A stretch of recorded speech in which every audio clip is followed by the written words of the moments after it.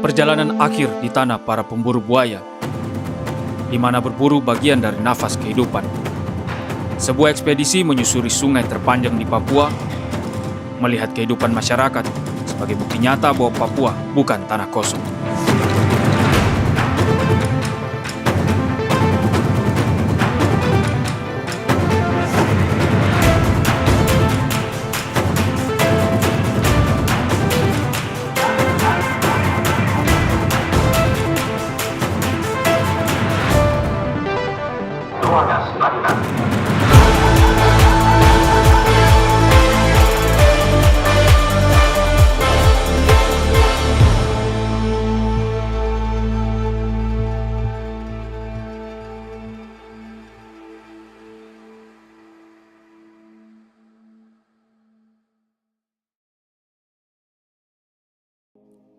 Yo, berjumpa lagi dengan Kitong Awa. Dalam perjalanan sebelumnya, Kitong telah menempuh kurang lebih setengah rute perjalanan, yaitu sekitar 625 km. Sebelum melanjutkan perjalanan menyusuri Sungai Mamberamo, Kitong akan mengunjungi sebuah tempat menarik dan ikut bersama masyarakat berburu hewan. Dalam perjalanan sebelumnya, Kitong pernah mengunjungi bagian muara Sungai Dorman, sebuah sungai yang mengalir dari pegunungan dan bermuara ke Sungai Mamberamo. Kali ini, Kitong akan menuju ke bagian hulu sungai ini. Tempat tersebut tidak kalah indah dibandingkan bagian muaranya. Perjalanan kali ini saya tidak sendiri, ditemani oleh seorang teman yang biasa dipanggil Wawi, yang berasal dari Dabra. Kita akan menempuh jalur darat dari Dabra menuju ke arah barat.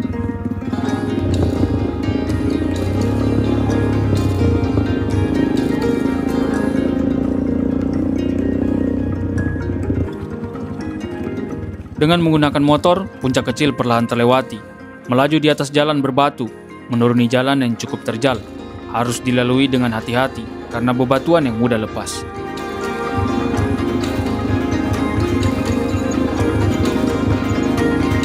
Tampak sebuah sungai kecil mengalir dengan tenang, membelah jalan dan memantulkan cahaya matahari sore, sehingga permukaannya berkilau indah.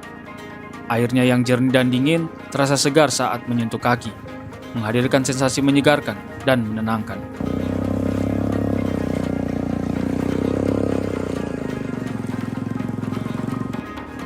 Perjalanan terus berlanjut, motor melaju di atas tanah yang keras.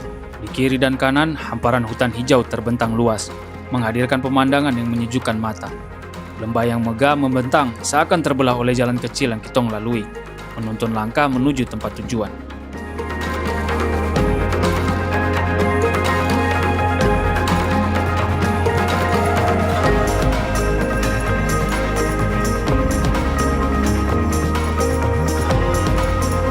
Kitong mulai memasuki Kampung Katire. Rumah-rumah papan berjajar rapi di pinggir jalan dengan halaman berumput hijau terbentang di depannya.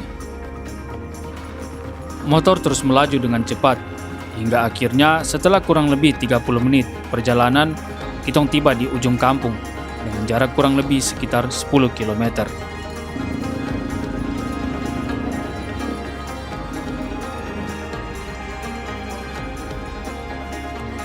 Dari kejauhan terlihat aliran sungai-sungai yang membelah lembah di bawah sana.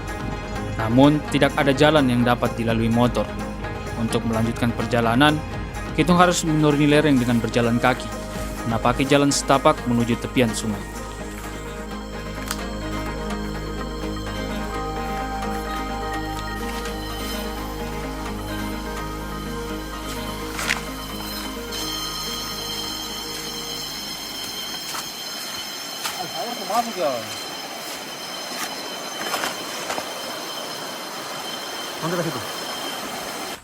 Sesampainya di pinggir sungai, karena air mulai naik cukup tinggi, Kitong harus kembali berjalan kaki menuju tepian yang belum tergenang. Bunyi serangga terdengar begitu jelas di dalam hutan, seakan menyambut kedatangan. Dengungan serangga yang memenuhi udara mulai menyatu dengan suara aliran sungai yang semakin dekat. Akhirnya, Kitong sampai di tepian Sungai Dorman bagian hulu. Hamparan pinggiran sungai yang belum terendam air dipenuhi bebatuan alami.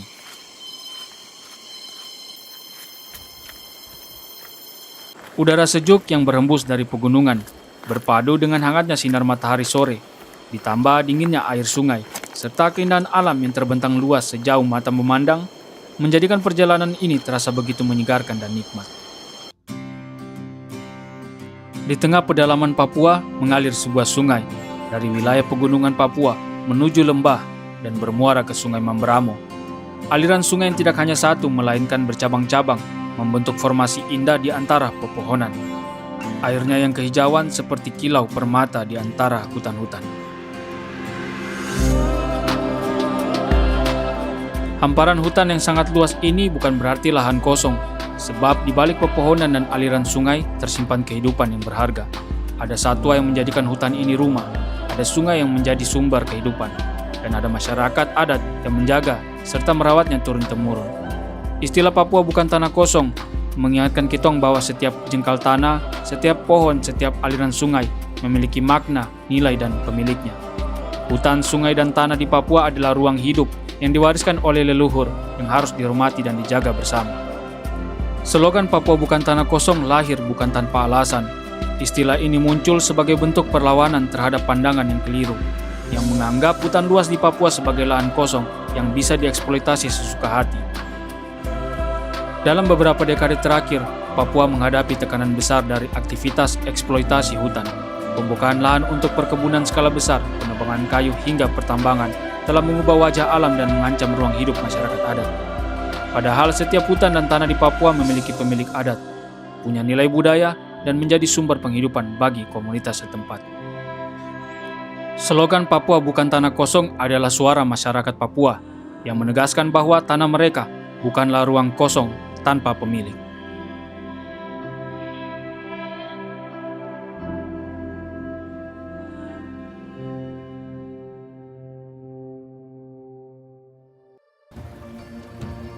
Siang itu, kita mulai perjalanan dengan sebuah perahu kecil, menyusuri aliran Sungai Mamberamo dan perlahan meninggalkan Dabra dari belakang. Kali ini, saya akan ikut bersama masyarakat untuk pergi berburu hewan.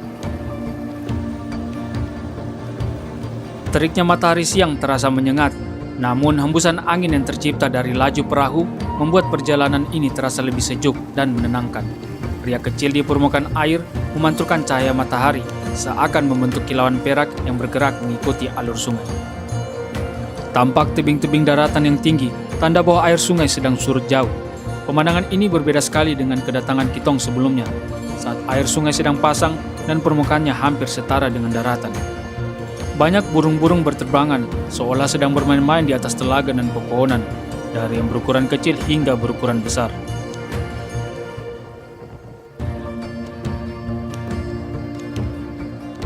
Perahu terus melaju, berjam-jam waktu terlewati. Cuaca yang awalnya panas perlahan berubah menjadi mendung, menambah suasana perjalanan semakin syahdu. Kali ini kita akan menuju ke daerah yang banyak hamparan pasir di pinggiran sungai, tempat di mana hewan-hewan liar sering terlihat secara langsung. Tiba-tiba tampak 2 ekor rusa berdiri di tepian sungai.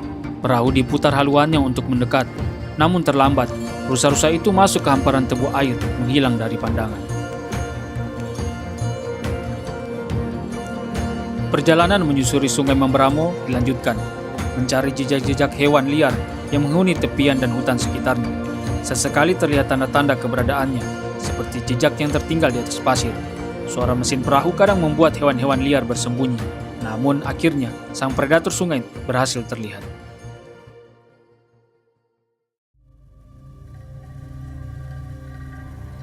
Sungai Mamberamo, sungai terpanjang di Papua, menjadi rumah bagi predator purba, salah satu reptil tertua di dunia. Seekor buaya terlihat berjemur di atas pasir. Punggungnya tampak putih, bekas lumpur kering yang menempel ketika keluar dari air. Namun saat kembali menyelam, tubuhnya langsung gelap, menyatu dengan sungai.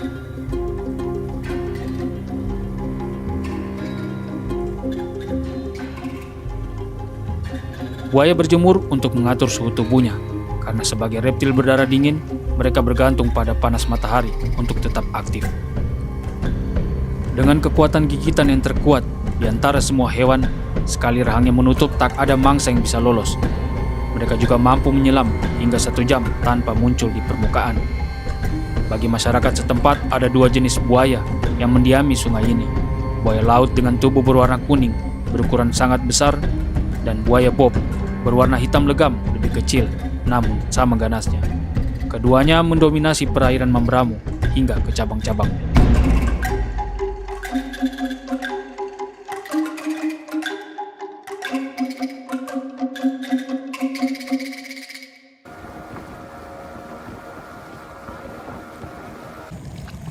Tujuan utama perjalanan kali ini adalah untuk menangkap rusa. Tiba-tiba seekor rusa yang terdiam menampakkan diri di pinggiran sungai. Saat perahu diputar balik karena sudah terlewat, tampak ternyata tidak hanya ada satu ekor, melainkan 2 ekor rusa. Rusa-rusa itu langsung berlari cepat, kemudian kembali menghilang di antara rimbunan bambu air yang tumbuh tinggi di tepi sungai. Perburuan pun tidak membuahkan hasil. Rusa gagal didapatkan. Sore itu belum ada keberuntungan. Tak satu pun rusa berhasil ditangkap hingga malam tiba.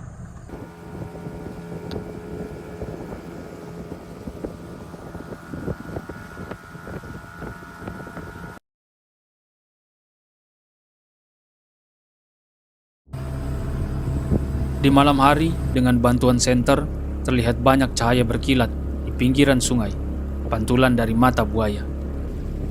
Itu menjadi pertanda bahwa buaya sedang ramai berkumpul.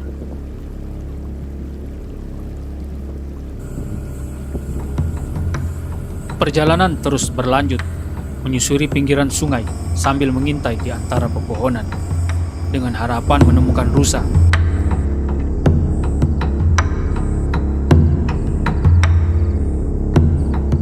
Sesekali siluet samar tampak dalam kegelapan, memaksa langkah perlahan mendekat dan turun ke daratan untuk mengejarnya. Beberapa kali rusa terlihat, namun selalu berhasil lolos saat dikejar. Malam itu belum membawa keberuntungan. Berjam-jam berlalu tanpa hasil, tak seekor pun rusa berhasil didapat. Semuanya lenyap ditelan pekatnya malam.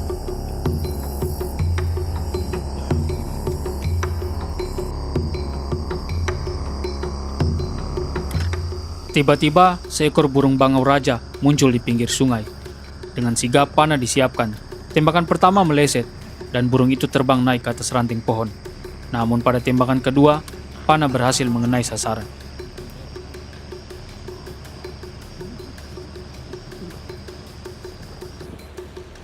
Malam itu sempat muncul keputusan untuk pulang, namun rasa sayang jika kembali tanpa hasil buruan, sehingga membuat perburuan dilanjutkan dengan sasaran seekor buaya. Saat seekor buaya tampak di pinggir sungai, tombak pun dilepaskan tepat mengenai target.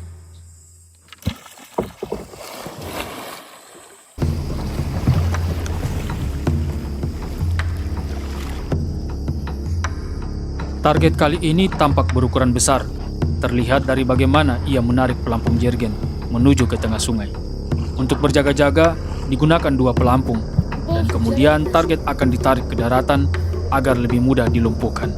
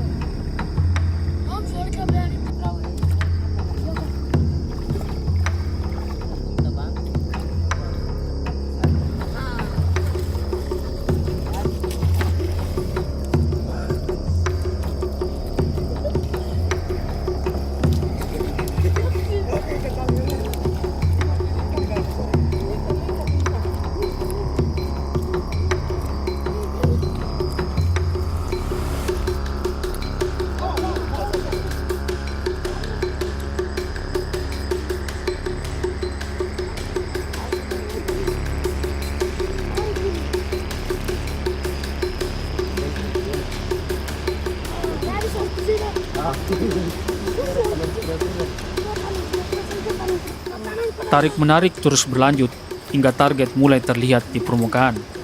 Karena ukurannya yang besar dan melakukan perlawanan ketika ditarik, target sempat dilumpuhkan terlebih dahulu dengan panah.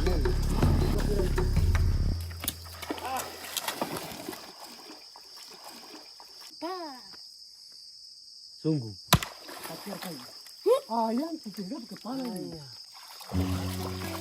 Setelah target berhasil didapatkan, tibalah saatnya untuk membaginya menjadi beberapa bagian. Tubuh yang sangat besar membuat proses ini perlu dilakukan, karena perahu yang digunakan relatif kecil dan tidak mampu mengangkutnya dalam keadaan utuh. Di Papua, khususnya di daerah Mamberamo Raya, berburu telah menjadi bagian dari tradisi dan kehidupan masyarakat sejak lama. Setiap perburuan dilakukan dengan hati-hati serta penuh penghormatan terhadap alam. Tradisi ini diwariskan dari generasi ke generasi, di mana anak-anak muda belajar langsung dari orang tua dengan cara ikut terlibat dalam proses berburu. Seringkali masyarakat yang menjalankan tradisi ini disalahkan oleh orang-orang luar yang belum memahami secara menyeluruh, padahal masyarakat telah hidup harmonis dengan alam selama bertahun-tahun. Sementara itu, orang-orang luar yang datang merusak hutan, menebang pohon atau membuka lahan tanpa pengawasan dengan janji-janji investasi, dampaknya jauh lebih besar. Mereka jarang disalahkan, bahkan sering mendapat dukungan. Aktivitas tersebut tidak hanya merusak hutan, tetapi juga menghancurkan seluruh ekosistem, termasuk hewan-hewan yang hidup di dalamnya. Sehingga masyarakat tidak lagi bisa mengandalkan hutan untuk mencari makan.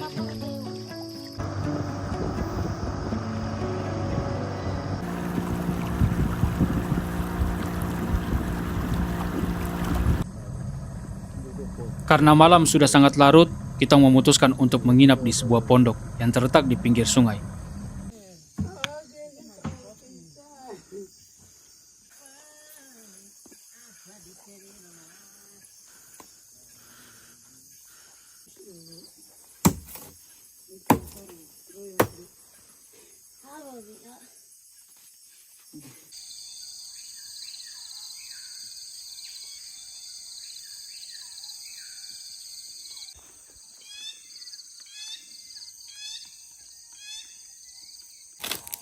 Pagi pun telah tiba.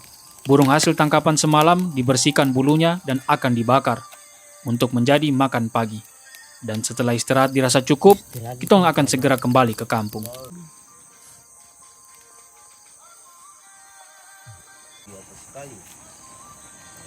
Bongkar api, Pak. Oh, cuma tidak ada garam. Posisi saja masih kering. Selepas saya tahu ada tadi. Oke. Pakai 2 kali.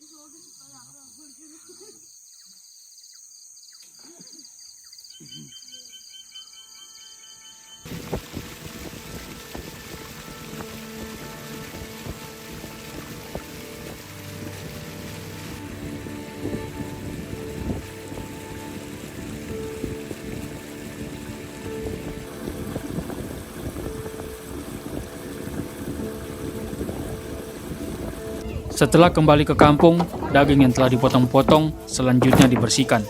Satu persatu bagian diangkat dari atas perahu menuju dapur. Daging buaya ini biasanya akan dikonsumsi oleh keluarga atau dijual di pasar lokal. Setiap bagian dipotong menjadi ukuran yang lebih kecil agar lebih mudah diolah.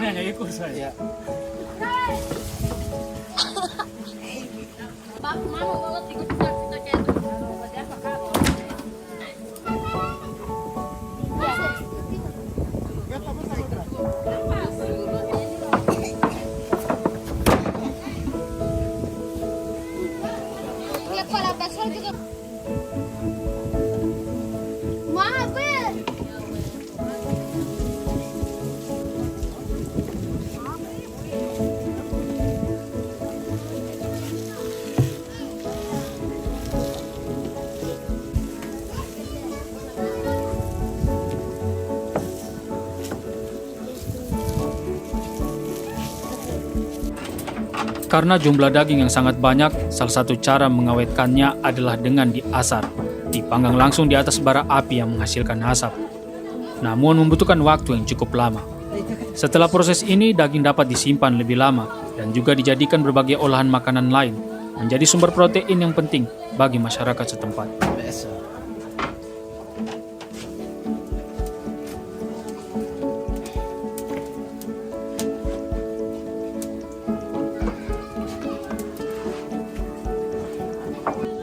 Selain dagingnya, masyarakat biasanya juga menangkap buaya untuk diambil kulitnya dan dijual. Namun, buaya yang digunakan untuk tujuan ini umumnya berukuran sedang. Dulu di wilayah ini terdapat industri kulit buaya, sehingga masyarakat menjadikannya sebagai mata pencarian. Industri ini pernah membantu banyak keluarga memenuhi kebutuhan sehari-hari, bahkan hingga untuk menyekolahkan anak-anak. Namun setelah masa pandemi COVID-19, seluruh aktivitas tersebut berhenti. Pencarian kulit buaya yang dahulu menjadi salah satu mata pencarian utama masyarakat tidak lagi berjalan. Banyak keluarga kehilangan sumber penghasilan. Dari berbagai cerita yang tersampaikan, muncul harapan besar agar industri ini dapat kembali dibuka. sehingga masyarakat bisa memperoleh penghasilan seperti sebelumnya. Selanjutnya, perjalanan dari Dabra menuju Sikari, melewati tempat berbahaya, hingga akhirnya sampai di ibu kota Kabupaten Mamberamo-Raya, Kasunaweja, dengan total jarak sekitar 825 km.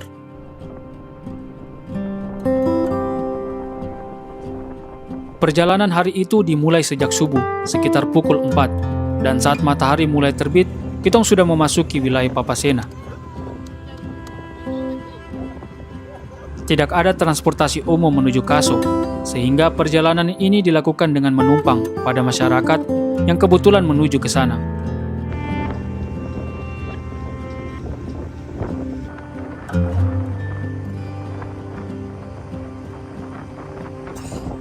Dari kejauhan di pinggiran sungai tampak warga sibuk dengan aktivitas sehari-hari. Kitong sempat terhenti sejenak untuk singgah, dan terlihat seekor anak kasuar yang dipelihara oleh masyarakat sekitar. Burung itu tampak jinak, berjalan pelan di halaman di tepian sungai Mamberamo.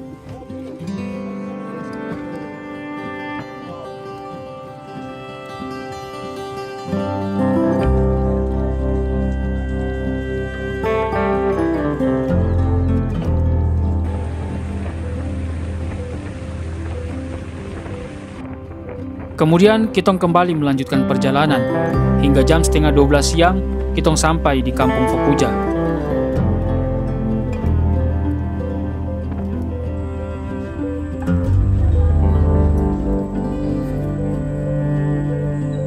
Di tempat ini, kitong akan menjemput salah satu penumpang yang merupakan seorang teman, yaitu Gasper Treido, yang membantu saya mendapatkan informasi perahu ini, sehingga saya bisa mendapatkan tumpangan dalam perjalanan menuju Kaso.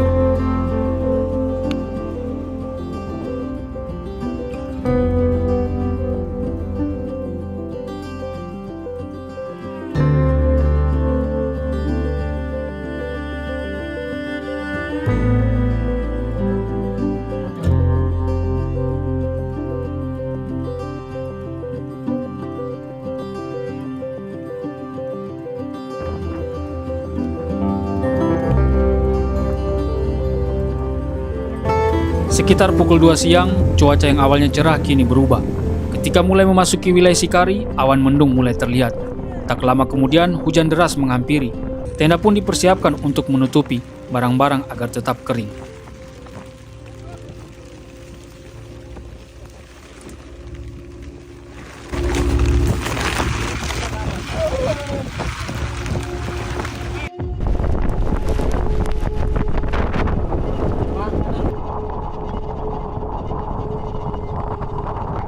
Akhirnya, kitong akan memasuki sebuah tempat yang cukup menimbulkan rasa takut setelah banyak mendengar cerita dari masyarakat tentang lokasi ini. Pernah ada perahu yang terbalik hingga menelan korban, sehingga kawasan ini dikenal sebagai tempat bahaya. Titik berbahaya pertama yang akan dilewati adalah Batavia. Namun sebelum memasuki area tersebut, perjalanan sempat terhenti sejenak untuk bersiap. Kemudian kembali dilanjutkan menyusuri sungai. Wilayah sungai ini berada di antara pegunungan dengan arus deras dan ombak yang cukup besar. Terdapat aliran yang berputar, bahkan kadang berlawanan arah. Sepanjang sungai tebing-tebing batu menjulang di kedua sisi. Mengendarai perahu di tempat ini haruslah yang berpengalaman, mampu membaca medan sungai, apalagi menghindari kayu yang terbawa arus karena jika menabraknya, mesin perahu bisa rusak.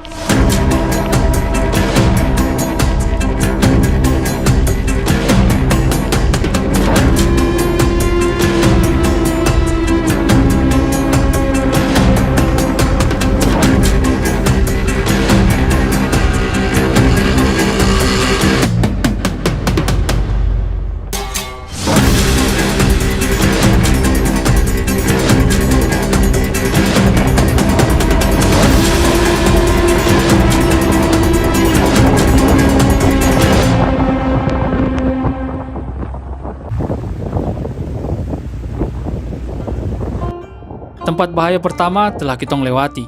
Bersyukur, kitong hanya mengikuti arus sehingga tidak terlalu melawan aliran sungai. Berbeda jika datang dari arah Kasunaweja, karena harus melawan arus yang tentu jauh lebih sulit. Di sepanjang tepian sungai, kitong dapat menyaksikan aliran-aliran air yang deras menuruni tebing-tebing curam dan membentuk air terjun kecil yang memukau.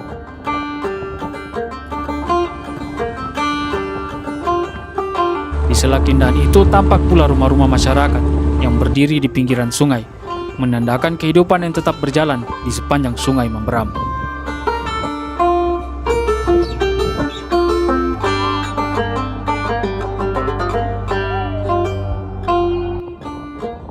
Kini kitong akan melewati tempat bahaya yang kedua, yaitu Edivalen. Ombak-ombak besar menari di atas permukaan air, menimbulkan riak dan pusaran. Sungai yang lebar ini hanya memiliki satu celah aman di bagian kiri untuk dilalui perahu. Namun jarak ketepian harus dijaga dengan hati-hati untuk menghindari bebatuan, apalagi saat ini permukaan sungai sedang surut, menambah resiko setiap gerakan karena satu kesalahan bisa berakibat fatal.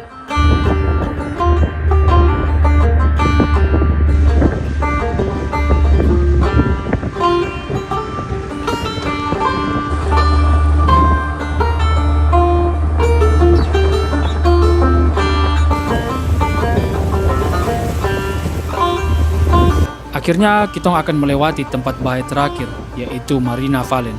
Ombak di sini tidak terlalu besar, namun kitong tetap harus berhati-hati saat melewati tempat ini.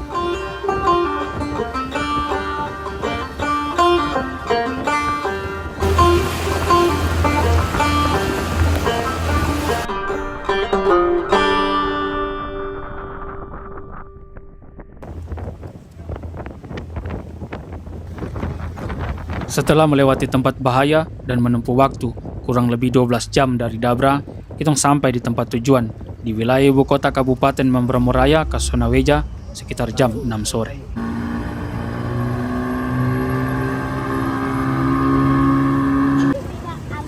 Pagi itu di sekitar Bandara Udara Kasonaweja, suasana tampak sibuk dengan kendaraan yang lalu lalang melewati area bandara. Sebuah pesawat Susi Air Cessna Grand Caravan telah mendarat dan bersiap untuk mengudara.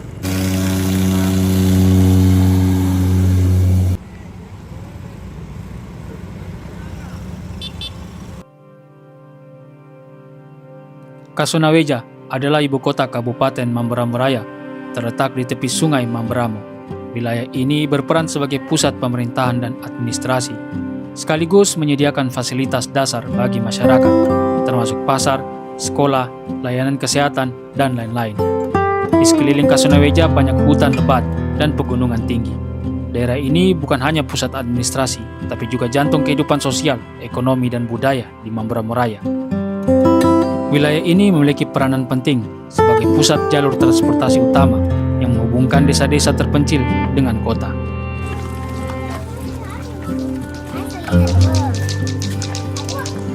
Pagi itu sekitar pukul 8, saya bergegas menuju kapal yang akan membawa kembali ke Jayapura.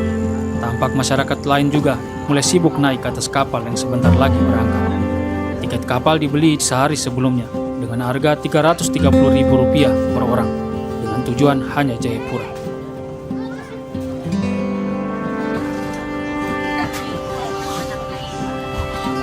Kapal tujuan Jayapura ini akan berhenti di 3 tempat, yaitu Trimuris, Bagusa, dan Teba, dengan jarak total kurang lebih 160 km.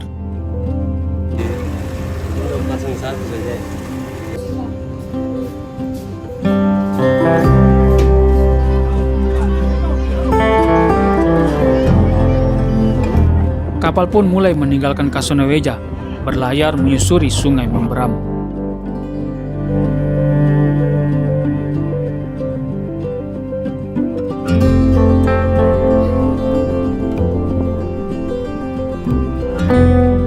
Kapal yang saya tumpangi kali ini adalah kapal Cantika 77. Selain itu, ada juga kapal Cantika 88 yang beroperasi di wilayah ini. Kapal ini milik PT Belibis Papua Mandiri dan telah beroperasi sejak tahun 2017. Kapal ini beroperasi setiap minggu, berangkat dari Jayapura setiap hari Rabu dan dari Kasonaweja setiap hari Sabtu.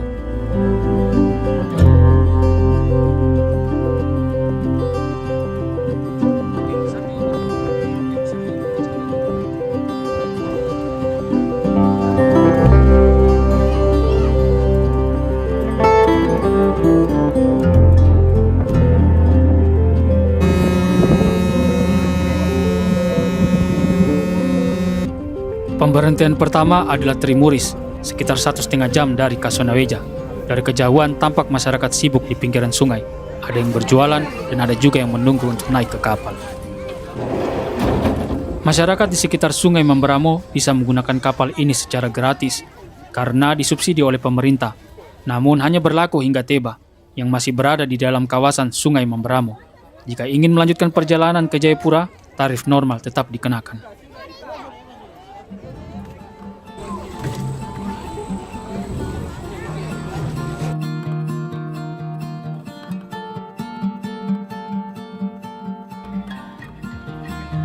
Jika dilihat sekilas, kampung Trimuris ini tampak tidak terlalu ramai. Hanya sedikit rumah-rumah yang tersebar di sepanjang tepian sungai. Namun ketika dilihat dari udara, saya cukup kaget. Kampung ini ternyata jauh lebih padat dari yang terlihat.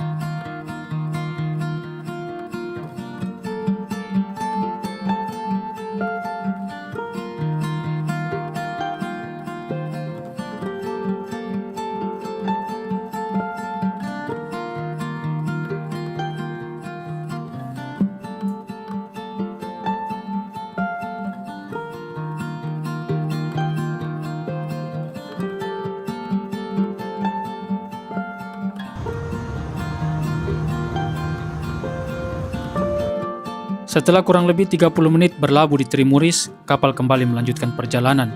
Cuaca di perjalanan berubah dengan cepat, dari panas terik menjadi hujan deras. Setelah sekitar 1,5 jam, kita pun tiba di Bagusa.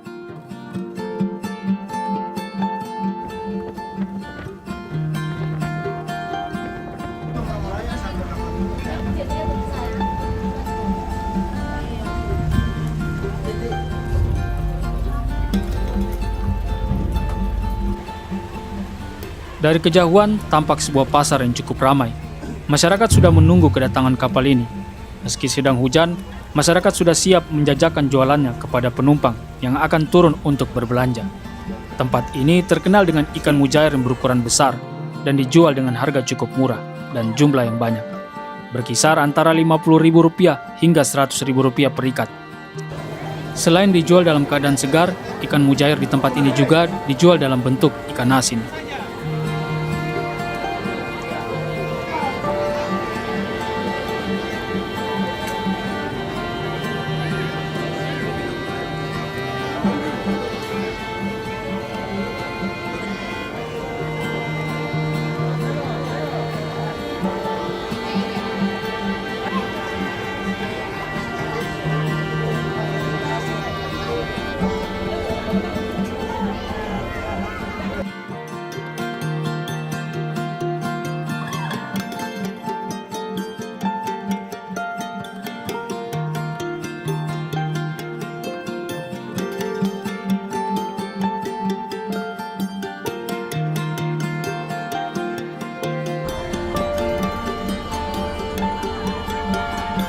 Setelah kurang lebih 30 menit berlabuh di Bagusa, kapal ini kembali melanjutkan perjalanan menuju pemberhentian terakhir di Sungai Mamberamo Raya, yaitu Teba.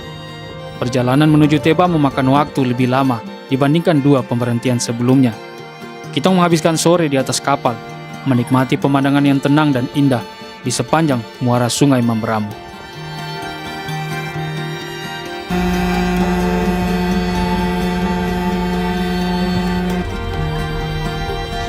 Akhirnya kapal tiba di Teba sekitar pukul 6:30 malam dengan total waktu tempuh sekitar kurang lebih 3,5 jam dari Bagusa. Dari kejauhan, pelabuhan di tempat ini sedikit berbeda karena sudah memiliki dermaga. Sama halnya dengan pemberhentian sebelumnya, masyarakat di tempat ini sudah bersiap menunggu penumpang menjual barang dagangan mereka meskipun malam hari. Namun di tempat ini, warga tidak hanya menjual hasil dari sungai, tapi juga hasil laut, karena kampung ini terletak di wilayah muara yang dekat dengan laut.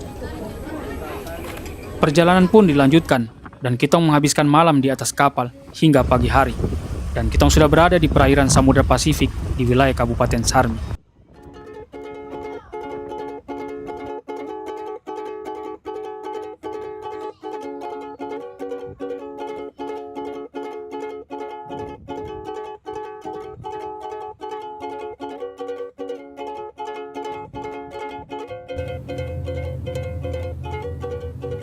Sekitar pukul 10 siang, kita mulai memasuki wilayah Kabupaten Jayapura, dan tampak pegunungan Siklop menjulang tinggi dengan megah dan indah dari kejauhan. Kapal lain seperti Sabuk Nusantara juga sedang berlayar menuju Jayapura. Ciri pani pitiwe mani, ciri pani pitiwe mani,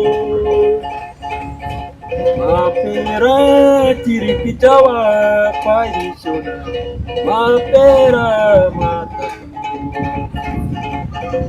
mapera ciri pijawa pai soda, mapera mata.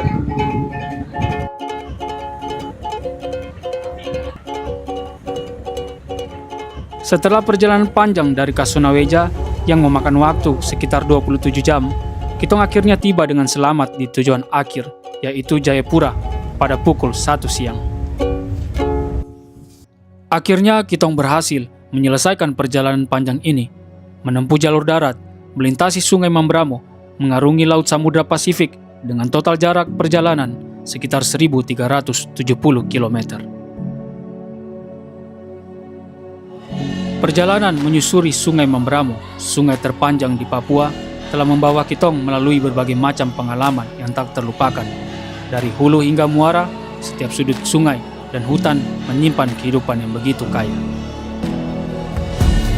Sepanjang perjalanan, Kitong juga menyaksikan masyarakat yang masih memegang teguh budaya mereka, menjalankan agama dengan taat dan hidup selaras dengan alam. Mereka menggantungkan hidup dari sungai dan hutan, menghadapi tantangan alam dengan kesabaran dan ketekunan yang luar biasa. Meskipun jauh dari pusat perkembangan, mereka tetap tegar, terus melanjutkan kehidupan dengan penuh keteguhan. Kitong juga belajar bahwa alam Papua bukan sekedar pemandangan, tetapi rumah bagi banyak makhluk dan sumber penghidupan bagi masyarakat yang bergantung padanya. Namun perjalanan ini mengingatkan Kitong bahwa alam Papua bukanlah tanah kosong. Setiap pohon, sungai, dan tanah memiliki nilai, kehidupan, dan pemiliknya. Ancaman besar selalu mengintai, dari eksploitasi hutan hingga kerusakan ekosistem yang jika dibiarkan akan menghancurkan kehidupan tidak hanya bagi manusia tetapi juga bagi alam. Perjalanan ini bukan hanya tentang petualangan, tetapi tentang pembelajaran, kesadaran, dan tanggung jawab kita untuk merawat satu dari kekayaan alam paling berharga di dunia sebelum semuanya terlambat, karena Papua adalah hutan terakhir. Sampai di sini perjalanan awal kali ini, sampai berjumpa di perjalanan selanjutnya. Dah kamu semua.